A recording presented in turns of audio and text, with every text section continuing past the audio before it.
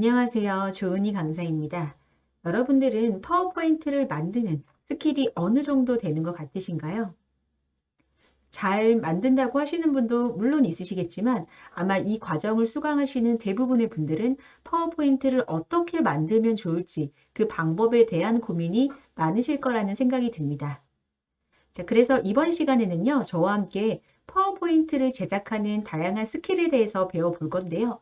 파워포인트를 사용하는 기본적인 방법들은 우리가 잘 알고 있으니까 어떻게 하면 조금 더 효과적인 프레젠테이션을 위한 파워포인트를 만들 수 있는지 그 방법들 위주로 해서 살펴보도록 하겠습니다. 우선 파워포인트의 기초적인 내용들을 한번 쭉 정리를 하고 본격적인 내용에 들어가도록 할게요. 파워포인트를 여러분이 제작하기 위해서는요, 화면에 보이시는 네 가지의 단계를 거쳐주시는 것이 좋습니다. 파워포인트 제작은요, 궁극적인 목적이 내가 프레젠테이션을 하는데 이 프레젠테이션에 도움이 되게끔 만드는 보조적인 자료이기 때문에 프레젠테이션의 내용과 파워포인트의 내용이 어느 정도의 통일성이 있어야지만 여러분이 효과적으로 활용을 하실 수가 있습니다. 자, 그래서 그런 단계를 만들기 위해서는요, 다음과 같은 과정들을 거쳐 주셔야겠죠. 우선 첫 번째로 주제를 선정하는 겁니다. 내가 어떤 주제를 가지고 어떤 청중을 대상으로 프레젠테이션을 진행할 건지 그 방법에 대해서 여러분이 조금 먼저 기억을 해주셔야 되고요. 그리고 그 방법과 내용들을 결정을 하셨다면 핵심 명확한 주제에 대해서 선정을 해주시는 것이 좋습니다. 따라서 명확한 목표에 대한 주제를 선정을 하시고 그 다음 단계로 넘어가셔야겠죠. 자, 주제가 선정되셨으면 이 주제를 잘 설명하기 위한 목차 구성 단계를 거쳐 주셔야 되는데요. 우리가 의례적으로 파워포인트를 만들 때 항상 개요 부분, 그리고 컨텐츠 부분이라고 해서 세부적인 내용을 작성해서 넣어 놓는 경우가 많습니다. 자, 그럼 여러분은 항상 파워포인트를 만드실 때 왜 그런 내용을 넣었는지 생각해 본 적 있으신가요? 맞습니다. 청중들에게 전체적인 발표의 내용을 안내해 줌으로 인해서 청중들이 발표를 조금 더 익숙하고 그리고 몰입해서 볼 수 있게 만드는 효과도 있고요. 두 번째는 프레젠터 스스로, 발표자 스스로도 내가 만든 개요를 한 번 더 확인함으로 인해서 뒤이어 진행되는 프레젠테이션을 조금 더 자신감 있게 할 수 있다라는 장점이 있는 거죠. 자, 이렇게 목차와 계율을 정리한 다음에는 이제 본격적으로 그런 내용들을 여러분이 나타낼 때 활용할 만한 자료를 수집하는 과정을 거쳐 주셔야 됩니다. 자, 여기서의 핵심 포인트는 뭘까요? 맞습니다. 여러분들이 자료를 수집하는 과정에 있어서는요, 이 자료를 정말 믿을 수 있는지, 신뢰성과 그리고 이 자료의 출처가 어디인지 명확한 출처 기준들을 잡아놓고 자료 수집을 해주셔야 됩니다. 말 그대로 인터넷에 그냥 떠도는 루머들이나 그런 이야기들은 여러분이 그 자료를 프레젠테이션에 활용을 한다라고 하면은 프레젠테이션의 설득력은 굉장히 떨어질 수밖에 없겠죠. 그렇기 때문에 자료를 수집하실 때는요, 항상 뉴스 기사나 통계청 자료 등과 같이 믿을 수 있는 자료들을 위주로 수집해 주시는 것이 좋습니다. 그리고 마지막에는 이렇게 정리된 모든 내용들을 청중들에게 효과적으로 전달할 수 있을 만한 시각적인 작업을 거쳐주시는 것이 좋습니다. 프레젠테이션의 경우에는 아무래도 여러분이 어떻게 보면 좀 5분에서 10분 정도의 긴 시간 동안 청중들에게 나의 이야기를 어떻게 보면 좀 일방향적으로 전달을 하는 성격이 강하기 때문에 청중들이 나의 발표에 조금 더 몰입할 수 있도록 다양한 시각적인 요소들을 활용하고 청중과 소통하는 것이 효과적인 프레젠테이션에서 가장 중요한 요소라고 말씀드릴 수가 있을 것 같아요. 자, 이런 내용들을 바탕으로 해서 저희가 파워포인트를 제작을 할 거고요. 이 단계들을 여러분이 꼭 숙지를 하셔서 파워포인트 제작을 하실 때 많은 활용을 하셨으면 좋겠습니다. 자, 파워포인트의 구성은 화면과 같습니다. 우리가 많이 활용을 하고 있지만 간단하게 한 번 더 확인을 해보도록 할게요. 자, 우선은 자주 쓰는 기능들 같은 경우에는 저희가 빠른 실행 도구 모음에 추가를 해서 바로바로 클릭을 하면 쓸 수 있도록 설정을 할 수가 있습니다. 자, 이 부분을 활용하지 않으시는 분들도 많으신데요. 사실 저기에 여러분이 빠른 실행 도구 모음 자체를 활용을 많이 해서 필요한 기능들을 추가해 놓는 분들과 그렇지 않은 분들의 업무 속도는 많은 차이가 있을 겁니다. 따라서 업무에 투입이 되셔서 여러분이 파워포인트를 많이 쓰신다라고 하면은 꼭 빠른 실행 도구 모음을 활용하셨으면 좋겠습니다. 자, 그리고는 이제 파워포인트의 다양한 기능들을 직접적으로 쓸 수 있는 리본 메뉴가 있을 거고요. 이 리본 메뉴 자체도 여러분이 더블 클릭을 하시면 리본 메뉴를 상시 펼쳐 놓거나 또는 마우스 커서를 대면 움직이도록 할 수 있는 그런 설정도 지정할 수가 있어서 여러분의 편의에 따라서 리본 메뉴도 다양하게 활용을 하셨으면 좋겠습니다. 자, 그리고 이렇게 리본 메뉴 아래쪽에 보시면 왼쪽에 슬라이드의 전체적인 개요를 볼 수 있는 개요 창 있고요. 그리고 슬라이드의 내용을 작성할 수 있는 작업 창과 그리고 아래쪽에 보시면 슬라이드 노트 창이라고 하는 게 있는데요. 이 슬라이드 노트 창의 경우에는 여러분이 프레젠테이션, 이 파워포인트를 실행을 하시게 되면 노트 창에 있는 내용은 따로 화면에 노출되지 않습니다. 따라서 파워포인트를 제작을 한 다음에 추가적으로 내가 확인하고 싶은 내용이거나 또는 해당 슬라이드와 관련된 링크 같은 걸 이 노트 부분에 적어두시면 프레젠테이션을 진행하시거나 업무를 하실 때 훨씬 더 많은 도움을 받으실 수 있다라고 말씀드릴 수 있을 것 같네요. 자, 그리고 화면을 어떻게 보면 좋은지 화면 보기 단추까지 구성이 되어 있습니다. 자, 이렇게 간단하게 파워포인트의 다양한 기능들과 구성이 어떻게 되어 있는지 확인을 해봤는데요. 자, 이제는 본격적으로 파워포인트 제작을 위한 내용들을 보도록 하겠습니다. 우선 파워포인트 제작 스킬 첫 번째는요. 파워포인트 안에 들어가는 텍스트의 가독성과 명시성 그리고 강조성을 높이는 방법에 대해서 확인을 해보도록 할게요.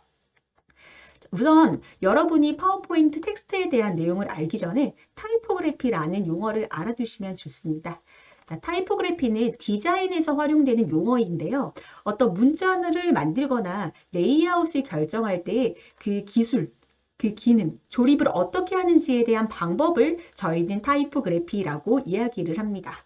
쉽게 얘기하면 파워포인트에서 여러분이 텍스트라든지 이런 텍스트의 크기, 글꼴, 이런 요소들을 어떻게 배치할지, 어디에 위치시킬지 이런 디자인적인 요소들을 저희는 타이포그래피라고 한다고 생각하시면 될 것 같아요. 자, 이런 타이포그래피를 적절히 조정함으로 인해서 우리가 원하는 효과는 뭐냐면요. 텍스트 자체의 가독성을 높여서 청중들이 내가 전달하고자 하는 핵심 메시지를 조금 더 쉽게 받아들일 수 있도록 설정하는 그런 작업을 위해서 저희는 타이포그래피를 설정하는 겁니다. 자, 그래서 타이포그래피 설정을 하기 위한 세부적인 내용들 하나씩 살펴보도록 하겠습니다. 자, 우선 첫 번째로는요. 텍스트에서의 가독성을 나타내는 가장 중요한 요소는 바로 글꼴입니다. 자, 지금 제가 예시로 두 가지 화면을 넣어뒀는데요. 첫 번째와 두 번째에 있는 내용은 동일한 내용입니다. 어떤 실패를 두려워하지 말고 계속 도전하는 게 성공을 위해서 도움이 된다라는 핵심 메시지가 있는 내용인데요. 지금 똑같은 내용과 똑같은 글자의 간격과 똑같은 배치로 데이터를 적어놨는데 여러분이 보셨을 때는 어떠신가요? 그렇죠. 첫 번째보다는 두 번째에 있는 내용이 가독성이 훨씬 좋다라는 걸 알 수가 있습니다. 자, 파워포인트를 제작을 하실 때는요, 여러분이 제작하는 이 내용이 청중들에게 어떻게 보일지를 지속적으로 확인을 해주셔야 됩니다. 특히 텍스트 같은 경우에는요, 조금만 내용이 많아지거나 길어지게 되면 청중의 입장에서는 눈에 잘 들어오지 않는 경향이 있기 때문에 여러분이 이거는 꼭 확인을 해보신 다음에 어떻게 하면 청중에게 조금 더 메시지가 잘 전달이 될지를 충분히 고민을 해주셔야 된다는 거죠. 자, 그래서 제가 오른편에 보면은 파워포인트 제작에 많이 활용이 될 만한 텍스트들 몇 가지를 정리를 해놨는데요. 지금 나와 있는 글씨체들은 여러분 기본적인 파워포인트, 즉 시스템상에 등록되어 있는 글꼴들입니다. 만약에 추가적으로 내가 다른 글꼴을 쓰고 싶다라고 하면은 제가 팁을 드리자면 일단 글자가 반듯한 네모체 안에 들어오게끔 되어 있는 부분이 좋고요. 그리고 모음 부분에 꺽쇠 처리되어 있는 부분들이 많은데 그런 글꼴은 최대한 자제하고 깔끔한 직선으로 떨어지는 형태의 텍스트 글꼴을 선택하시는 게 좋습니다. 저 같은 경우에도 지금 나와 있는 글꼴들 중에서 맑은 고딕체를 본문에 많이 사용을 하고요. 좀 강조하고 싶거나 표시를 하고 싶은 그런 데이터들은 경고딕체나 휴먼 엑스포체를 많이 활용을 하는 편입니다. 그러니까 여러분도 여기 나와 있는 글꼴 외에도 텍스트의 가동성을 높이기 위해서 활용할 만한 다양한 글꼴들을 직접 선택해보고 다양하게 제작을 해보시면 좋겠죠. 자, 다음으로는 텍스트의 명시성을 나타내는 건데요. 명시성 같은 경우에는 아무래도 텍스트를 먼 거리에서 보는 청중들의 입장에서는 어떻게 이 데이터의 간격과 배열이 정리되어 있냐에 따라서 명시성에서 큰 차이가 있다고 설명할 수 있을 것 같아요. 자, 지금 제가 두 가지 사례를 가져왔는데요. 일단 줄 간격 같은 경우에는 여러분이 파워포인트에서 설정이 가능하다라는 사실은 다들 알고 계실 거예요. 그래서 줄 간격을 뭐 1배수로 한다든지 1.5배수로 한다든지 하는 형태로 다양하게 조정을 해보셨을 텐데요. 여기서 제가 추가적으로 알려드리고 싶은 팁은 글자, 즉 문자의 간격도 파워포인트에서 설정이 가능합니다. 지금 예시를 보시면 첫 번째 예시 같은 경우에는 그 문자 간격을 제가 좁게 설정을 한 거고요. 중간에 있는 게 표준, 세 번째 있는 게 넓게 설정을 한 겁니다. 자, 이런 것처럼 문자 간격을 세부적으로 여러분이 조정을 하는 거에 따라서 데이터도 다 다르게 보이기 때문에 텍스트의 명시성을 위해서도 여러분이 이런 문자 간격과 줄 간격을 적절하게 활용해서 배치해 주시면 훨씬 더 보기 좋은 파워포인트를 제작할 수가 있을 겁니다. 자, 다음은 텍스트의 강조성을 나타내는 건데요. 사실 텍스트의 강조성을 나타내는 방법은 다양하게 있습니다. 텍스트의 굵기를 굵게 한다든지, 텍스트의 크기를 크게 한다든지, 또는 텍스트에 색상을 넣는다든지 하는 방법을 통해서 여러분은 텍스트를 강조할 수 있어요. 예시를 동일하게 보시면 연세투어 창립 50주년 기념 행사라는 문구를 제가 똑같은 인포그래픽을 넣고 4가지 화면으로 구성을 했습니다. 자, 여기를 보시면요. 첫 번째 예시 같은 경우에는 약간 연세 투어의 이런 50주년이라는 특별한 행사가 시각적으로 두드러지지 않는 느낌이 들죠. 하지만 그 다음 두 번째 그림을 보시면 창립 50주년이라고 해서 글자 폰트를 조금 더 키웠더니 훨씬 더 시각적으로 보기 좋아졌다라는 걸 확인할 수 있겠죠.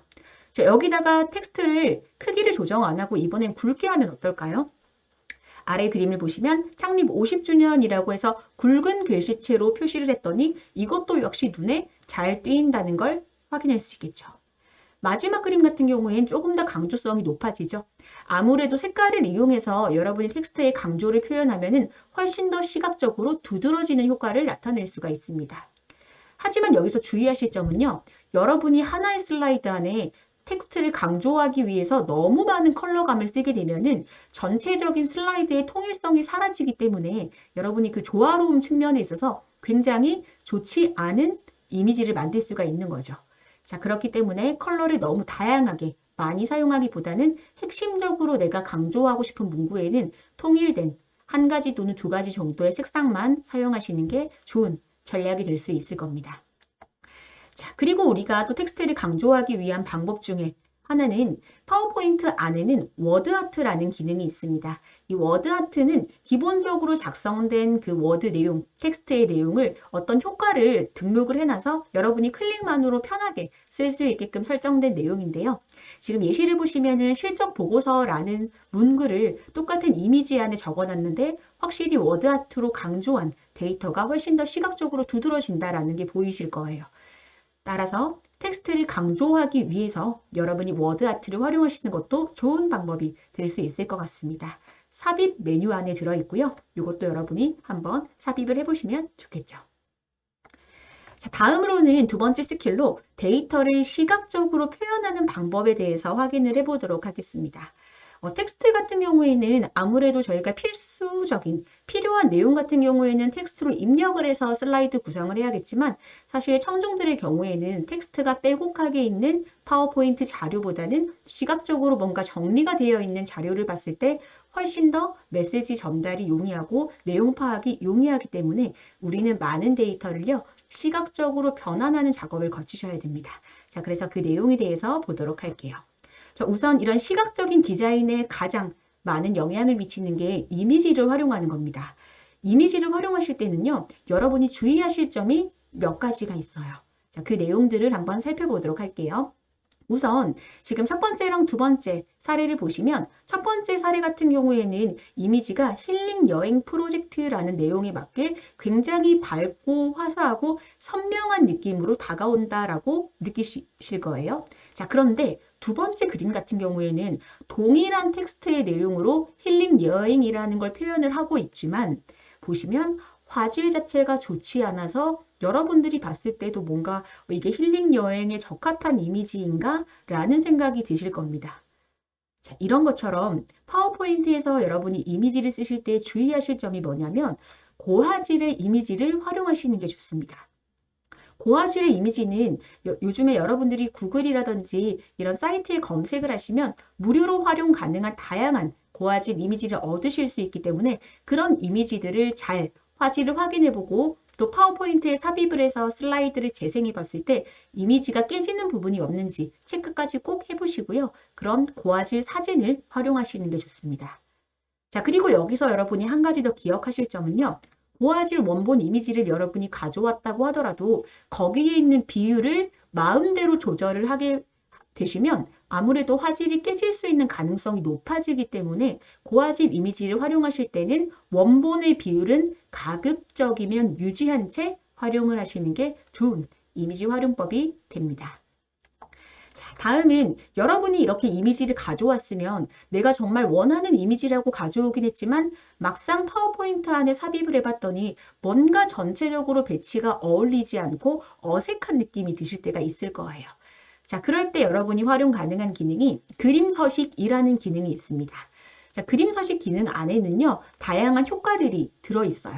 그래서 여러분이 데이터 자체를 어떤 특수 효과로 스케치 형태로 나타낸다든지 또는 색상 자체를 아예 푸른빛, 붉은빛으로 바꾼다든지 또는 밝기나 선명도 등을 조정해서 지금 이미지보다 조금 더 내가 활용하는 파워포인트 자료에 맞게 수정해서 사용하실 수가 있다는 겁니다.